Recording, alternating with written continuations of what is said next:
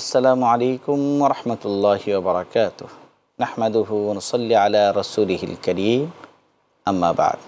সুপ্রিয় দর্শক শ্রোতা, দেশে প্রবাসে যে যেখান থেকে এই মুহূর্তে মাই টিভির স্ক্রিনে হক কথা অনুষ্ঠানটি দেখছেন, আপনাদের সকলকে অন্তঃস্থল থেকে শুভেচ্ছা জ্ঞাপন করছি। সুপ্রিয় দর্শক শ্রোতা, আমরা জানি যে আল্লাহ সুবহানাহু ওয়া তাআলা পৃথিবীতে সর্বশ্রেষ্ঠ মানুষ, সর্বশ্রেষ্ঠ মাখলুক যাকে বানিয়েছিলেন তিনি হচ্ছেন রাসূলে পাক সাল্লাল্লাহু আলাইহি ওয়াসাল্লাম। এবং রাসূলে পাক সাল্লাল্লাহু আলাইহি ওয়াসাল্লামের আগেও আল্লাহ সুবহানাহু ওয়া তাআলা অসংখ্য নবী রাসূলকে প্রেরণ করেছেন। কেন প্রেরণ করেছেন? আমাদের রাহনুমাইয়ের জন্য, আমাদের পথ নির্দেশনার জন্য। হযরত আদম আলাইহিস সালাতু ওয়াস সালাম থেকে শুরু করে একেবারে রাসূলে পাক সাল্লাল্লাহু আলাইহি সাল্লাম পর্যন্ত, উনিকে 1,24,000, কেউ কেউ 2,24,000 এইভাবে কথাটি বলেন। কিন্তু আমরা কোরআন বা হাদিসের ব্যাখ্যা অনুযায়ী আমরা এই কথাটি বলবো যে এটি অসংখ্য।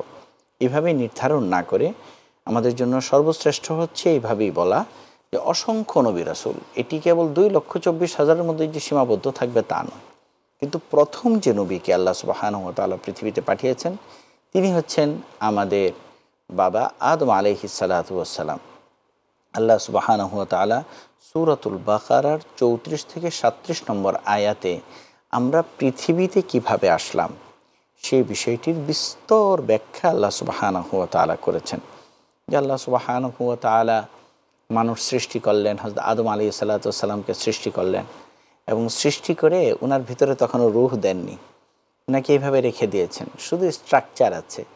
তো ফেরেশতারা তো যে কোনো জায়গায় বাতাস হয়ে ঢুকতে পারে। ফেরেশতারা হযরত আদম আলাইহিস সালাতু ওয়াস সালামের নাক দিয়ে ঢুকেন, কান দিয়ে ঢুকেন, ভিতরে দেখেন খালি, দুর্বল। ইন্নাল ইনসানা খুলিকা হালুআ, মানুষকে দুর্বল বানিয়ে সৃষ্টি করেছেন আল্লাহ সুবহানাহু ওয়া তাআলা। তো ফেরেশতারা বিস্মিত হয়েছেন এবং বলেছেন এই কথা যে আল্লাহ কি সৃষ্টি করলেন, এত দুর্বল এক প্রাণী, সে কিভাবে এই পৃথিবীতে এত বছর বসবাস করবে? কারণ মানুষ বসবাসের আগে প্রায় 50,000 বছর আমরা জানি যে জিন্নাতের এবং শয়তানের বসবাস ছিল এই পৃথিবীতে। যখন তারা বিশৃঙ্খলা সৃষ্টি করেছেন, আল্লাহ সুবহানাহু ওয়া তাআলা হযরত জিবরিল আলাইহিস সালাতু ওয়াস সালাম, আজরাইল আলাইহিস সালাতু ওয়াস সালামকে নির্দেশ দিলেন যে যাও এদের সকলকেই ধ্বংস করে ফেলো। তখন তাদেরকে ধ্বংস করে দেওয়া হয়েছে, কিন্তু গুটি কয়েক তখন পাহাড় পর্বতে এবং সমুদ্রে পালিয়ে গিয়েছিল। তাদের মাধ্যমে পরবর্তীতে আবার পৃথিবীতে জিন্নাতের এবং শয়তানের আবাদ হয়েছে। এবং আমাদের আদি পিতা যেমন হযরত আদম আলাইহিস সালাতু ওয়াস সালাম, জিন বা শয়তানের আদি পিতা হচ্ছে ইবলিস। যে রাসূলে হযরত আদম আলাইহিস সালাতু ওয়াস সালামের ব্যাপারে এই জান্নাতে বা কোথাও আল্লাহ সুবহানাহু ওয়া তাআলার সাথে যিনি বাকবিতণ্ডায় লিপ্ত হয়েছিলেন, যেন আল্লাহ সুবহানাহু ওয়া তাআলা তাকে জান্নাত থেকে বা একটি নির্দিষ্ট স্থান থেকে বের করে দিয়েছিলেন। এই বিষয়গুলি আজকে সূরাতুল বাকারার 34 নম্বর আয়াত থেকে 37 নম্বর আয়াত পর্যন্ত আলোচনা হয়েছে। আল্লাহ সুবহানাহু ওয়া তাআলা এখানে বলছেন যে ওয়াইয কুলনা লিল মালায়েকাতি ইসজুদু লি আদম ফাসাজাদু ইল্লা ইবলিস। আদম আলাইহিস সালাতু ওয়াস সালামকে আল্লাহ সুবহানাহু ওয়া তাআলা যখন সৃষ্টি করলেন এবং আদম আলাইহিস সালাতু ওয়াস সালামকে আল্লাহ সুবহানাহু ওয়া তাআলা রূহানি শক্তি দান করলেন। রূহানি শক্তির কারণে কী হয়েছে? মানুষকে বিবেক বুদ্ধি যে আল্লাহ দান করেছেন এবং এই বিবেক বুদ্ধির কারণে মানুষের মধ্যে আবিষ্কারের মানসিকতা সৃষ্টি হয়েছে। আদম আলাইহিস সালাতু ওয়াস সালামের ভিতরে একেবারে কিয়ামত পর্যন্ত যত রকমের যত রকমের আপনার আবিষ্কার হয়েছে, সমস্ত কিছুর জ্ঞান হযরত আদম আলাইহিস সালাতু ওয়াস সালামের ছিল, যেটি আমরা কোরআনে কারীমের দ্বারা বুঝতে পারি। এবং এই জ্ঞানের কারণে হযরত আদম আলাইহিস সালাতু ওয়াস সালাম সমস্ত মাখলুকের মধ্যে শ্রেষ্ঠ ছিলেন। এবং মাখলুকের মধ্যে আদম আলাইহিস সালাতু ওয়াস সালাম শ্রেষ্ঠ, মানুষ শ্রেষ্ঠ। আর মানুষের মধ্যেও সর্বশ্রেষ্ঠ হচ্ছেন আমার আপনার নবী, আখিরে নবী রাসূলে পাক সাল্লাল্লাহু আলাইহি সাল্লাম। আদম আলাইহিস সালাতু ওয়াস সালামকে জ্ঞানের কারণে আল্লাহ সুবহানাহু ওয়া তাআলা শ্রেষ্ঠত্ব দান করেছেন এবং সৃষ্টি করে বললেন ফাসাজাদু, তোমরা যারা আছো তারাই আল্লাহ সুবহানাহু ওয়া তাআলার নির্দেশে আদম আলাইহিস সালাতু ওয়াস সালামকে সেজদা করো। ফাসাজাদু ইল্লা ইবলিস, সকলেই সেজদা করলো, কিন্তু ইবলিস সেজদা করলো না। আবা ওয়াস্তাকবারা ওয়া কানা মিনাল কাফিরিন, সে অস্বীকার করলো সেজদা করতে এবং সে অহংকার করলো। ফলে আল্লাহ সুবহানাহু ওয়া তাআলা তাকে অকৃতজ্ঞদের, অস্বীকারীদের, কাফেরদের অন্তর্ভুক্ত করে নিলেন। এখানে দুটো জিনিস, একটা জিনিস হচ্ছে যে আমরা জানি যে মানুষ একমাত্র আল্লাহ সুবহানাহু ওয়া তাআলাকে সেজদা করবেন বা মাখলুক একমাত্র আল্লাহকে সেজদা করবেন। এখানে হযরত আদম আলাইহিস সালাতু ওয়াস সালামকে কীভাবে সেজদা করা হলো, এই বিষয়টি অত্যন্ত গুরুত্বপূর্ণ। আমরা খুব লক্ষ্য করে শুনি।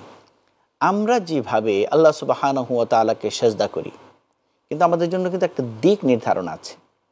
আমরা যারা বাংলাদেশে বসবাস করি বা সাবকন্টিনেন্টে, সাধারণত আমরা পশ্চিম দিককে ক্যাবলা বানিয়ে আমরা আল্লাহ সুবহানাহু ওয়া তাআলার কে সেজদা করি। এবং পশ্চিম দিককে ক্যাবলা কেন বানিয়েছি? সেখানে আল্লাহ সুবহানাহু ওয়া তাআলার বাইতুল্লাহ, কাবা ঘর, আল্লাহর নিশান সেখানে আছে। আবার যদি মদিনায় কেউ থাকেন, মদিনাবাসী, তারা কিন্তু দক্ষিণ দিক থেকে কাবা শরীফকে মুখ করে আল্লাহ সুবহানাহু ওয়া তাআলাকে সেজদা করছে। এখন একটা হচ্ছে মানুষের মসজুদ ইলাইহি, যেই দিকে ফিরে সেজদা করবে, আর মসজুদ লাহু হচ্ছেন আল্লাহ সুবহানাহু ওয়া তাআলা, যাকে আমরা সেজদা করব। আদম আলাইহিস সালাতু ওয়াস সালাম কিন্তু মসজুদ লাহু ছিলেন না, যে আদম আলাইহিস সালাতু ওয়াস সালামকেই ফেরেশতারা সেজদা করেছেন তা নয়। বরং আমরা যেভাবে কাবার দিকে ফিরে আল্লাহকে সেজদা করি, আল্লাহ সুবহানাহু ওয়া তাআলা ফেরেশতাদেরকে নির্দেশ দিয়েছিলেন যে আদমের দিকে ফিরে আমাকে সেজদা করো। তো ফাসাজাদু ইল্লা ইবলিস, ফেরেশতারা সকলেই আদম আলাইহিস সালাতু ওয়াস সালামকে সেজদা করলেন, কিন্তু ইবলিস সে সেজদা করল না। আবা ওয়াস্তাকবারা ওয়া কানা মিনাল কাফিরিন, সে অস্বীকার করলো। এবং ওয়াস্তাকবারা, এখানে একটি শব্দ আল্লাহ সুবহানাহু ওয়া তাআলা ব্যবহার করেছেন যে সে অহংকার করেছে। এখন মানুষ অহংকার করলে কি হয়? অহংকার হচ্ছে শয়তানের এটি একটি দোষ। শয়তানের এটি একটি সিফাত।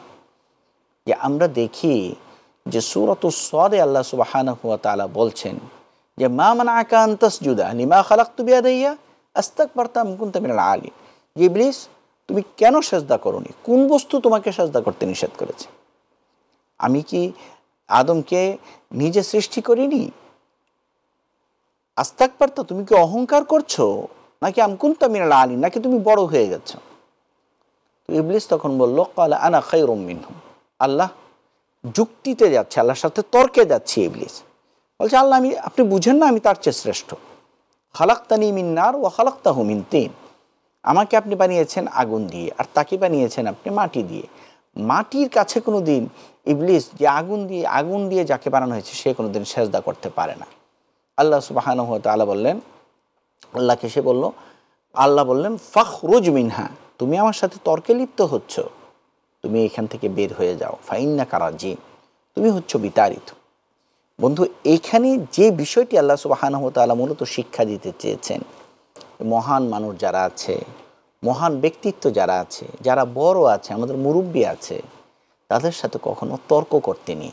আল্লাহ সুবহানাহু ওয়া তাআলা এই জায়গায় দেখিয়েছেন যে তর্ক করার কারণে, অসম্মানজনক কথা তাদের সাথে বলার কারণে যেইভাবে ইবলিস শয়তান আল্লাহ সুবহানাহু ওয়া তাআলার রহমত থেকে মাহরুম হয়েছে, রহমত থেকে সে বঞ্চিত হয়েছে, আমাদেরও বড়দের সাথে এইভাবে তর্ক বিতর্ক করা উচিত নয়। যদি আমরা এই ধরনের তর্ক বিতর্ক করি, তাহলে কিন্তু আমরা আল্লাহ সুবহানাহু ওয়া তাআলার রহমত থেকে বঞ্চিত হব। এখানে আরেকটি বিষয় হচ্ছে, দেখেন যে ইবলিসকে যখন আল্লাহ সুবহানাহু ওয়া তাআলা জিজ্ঞেস করলেন এই কথা যে তুমি কেন সেজদা করনি, সে আল্লাহর সাথে তর্ক করেছে। আদম আলাইহিস সালাতু ওয়াস সালামকেও বললেন লা তাকরাবা হাযিহিশ শাজারা, নিষিদ্ধ ফল তুমি খেও না, এই গাছেরও নিকটবর্তী যেও না। ওই ঘটনাটি আমরা ইনশাআল্লাহ আলোচনা করব। কিন্তু এখানে মূল বিষয়টি হচ্ছে যে আদম আলাইহিস সালাতু ওয়াস সালাম যখন নিষিদ্ধ ফল খেয়ে ফেললেন, তখন আদম আলাইহিস সালাতু ওয়াস সালাম এর আচরণটা কেমন ছিল আপনি একটু লক্ষ্য করেন। এই আয়াতের মধ্যে আল্লাহ সুবহানাহু ওয়া তাআলা বলছেন যে ওয়াকুলনা হাবিতু বা'দুকুম লিবা'দিন আদু, যে আমি ওয়াকুলনা ইয়া আদাম উসকুন আনতা ওয়া যাওজুকাল জান্নাহ, আমি আদম আলাইহিস সালাতু ওয়াস সালামকে বললাম যে হে আদম, আপনি এবং আপনার স্ত্রী জান্নাতে বসবাস করেন। ওকুলা মিনহা রাগাদান হাইসু শি'তুমা, এবং জান্নাতের যেখান থেকে ইচ্ছা, বেহেশতের যেখান থেকে ইচ্ছা, আপনারা পরিতৃপ্ত ভরে আপনারা আহার গ্রহণ করুন। ওয়ালা তাকরাবা হাযিহিশ শাজারা, কিন্তু জান্নাতের এই গাছটির নিকটে যেয়েন না আপনারা। এই গাছটি আসলে কি ছিল, এই সম্পর্কেও একটু মতানৈক্য আছে। আমরা জানি যে আমাদের এই উপমহাদেশে যেহেতু মোগলদের মাধ্যমে ইসলাম স্প্রেড করেছে এবং মোগলরা মূলত তাদের ভাষা যদিও ছিল তুর্কি চাকতাই, কিন্তু তাদের আমলে তাতারদের একটি বিশৃঙ্খলার কারণে ইরান থেকে প্রচুর লোক কিন্তু মোগল আমলে এই উপমহাদেশে এসছেন, যাদের ভাষা ছিল ফার্সি, এবং ফার্সি ভাষার মাধ্যমেই তারা কিন্তু ইসলাম প্রচার করেছেন আমাদের এখানে। তো দেখা গেছে যে ফার্সিতে গমকে বলা গন্দম বলে, গমকে, তো গন্দম ফল খেয়েছেন, এই ধরনের একটি কথা কিন্তু আমরা জানি, কিন্তু আসলে এটি হাদিসের মধ্যে এইভাবে প্রমাণিত বিষয় নয়। যেহেতু ফার্সি ভাষীদের মাধ্যমে আমাদের এই উপমহাদেশে ইসলাম প্রচারিত হয়েছে, এবং একটি মত হচ্ছে সেটি গম গাছ ছিল, তো গমকে ফার্সিতে বলা হয় গন্দম, এই হিসাবে গন্দম ফল খেয়েছেন বলে আমাদের এখানে একটি কথা প্রচলিত আছে। কিন্তু বন্ধু, আমরা যদি এই বিষয়টি সম্পর্কে বিস্তর স্টাডি করি, তাহলে আমরা দেখতে পাই যে বিষয়টি অধিকাংশদের মত হচ্ছে যে বিষয়টি আসছিল আঙ্গুর গাছ, এবং আঙ্গুর গাছের নিকটবর্তী কেন যেতে নিষেধ করেছেন আল্লাহ সুবহানাহু ওয়া তাআলা। মূলত পৃথিবীতে আঙ্গুরের রস দিয়েই সাধারণত বড় বড়, আমরা জানি যে দামি দামি যে মদগুলো আছে সেগুলো আঙ্গুরের রস দিয়েই বানানো হয়। তো আল্লাহ সুবহানাহু ওয়া তাআলা এই জন্য এই ফল খেতে আল্লাহ সুবহানাহু ওয়া তাআলা নিষেধ করলেন। আরও বিভিন্ন মত আছে, কেউ কেউ বলেছেন যে না, এটি জান্নাতের একটি গাছ ছিল যার ফল সম্পর্কে আমরা জানি না। কেউ কেউ বলেছেন আল্লাহ সুবহানাহু ওয়া তাআলা এই বিষয়টি সম্পর্কে ভালো জানেন। একটি নিষিদ্ধ ফল ছিল যেটি আল্লাহ সুবহানাহু ওয়া তাআলা এখানে আদম আলাইহিস সালাতু ওয়াস সালামকে খালি খেতে নিষেধ করেন, বলেছে এই গাছেরও নিকটবর্তী হও না, ওয়ালা তাকরাবা হাযিহিশ শাজারা ফাতাকুনা মিনাজ জালিমিন। যদি তুমি এই গাছের নিকটবর্তী হও তাহলে তুমি জালেমদের অন্তর্ভুক্ত অপরাধীদের অন্তর্ভুক্ত হবে। এখানে আরেকটি বিষয় হচ্ছে যে হযরত আদম আলাইহিস সালাতু ওয়াস সালাম যে এই নিষিদ্ধ ফল খেয়েছিলেন, নিষিদ্ধ ফল খেয়ে গিয়ে হযরত আদম আলাইহিস সালাতু ওয়াস সালাম কোনো গুনার কাজ করেছেন, কোনো অপরাধ করেছেন? না বন্ধু, এই কথাটি আসলে আহলে সুন্নাত ওয়াল জামাতের আকীদার সাথে যায় না। আমরা জানি যে সমস্ত নবীরা হচ্ছে মাসুম, তারা গুনার ঊর্ধ্বে, আল্লাহ সুবহানাহু ওয়া তাআলা তাদেরকে সমস্ত গুনার থেকে হেফাজতে রাখেন। তাহলে আদম আলাইহিস সালাতু ওয়াস সালামের এই কাজটিকে আমরা কি বলবো? আমরা এখানে মুফাসসিরিন ইকরামরা যে কথাটি আলোচনা করেছেন যে দেখুন, গুনাহ করার জন্য, অপরাধ করার জন্য জায়গা হচ্ছে পৃথিবী, অথচ আদম আলাইহিস সালাতু ওয়াস সালামের সাথে যে ঘটনাটি ঘটছে সেটি তো পৃথিবী না, সেটি হচ্ছে জান্নাতে।